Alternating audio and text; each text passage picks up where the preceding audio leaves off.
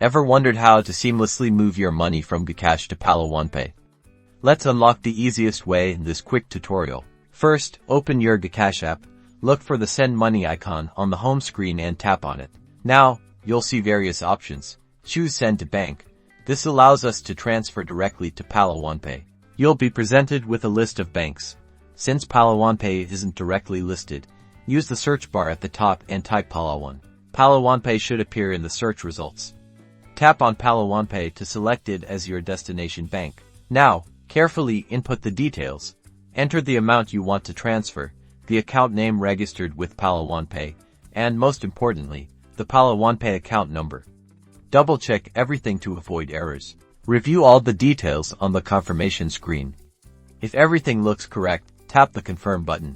And that's it. You should now see a confirmation screen indicating your money has been successfully transferred from Gcash to Palawan Pay.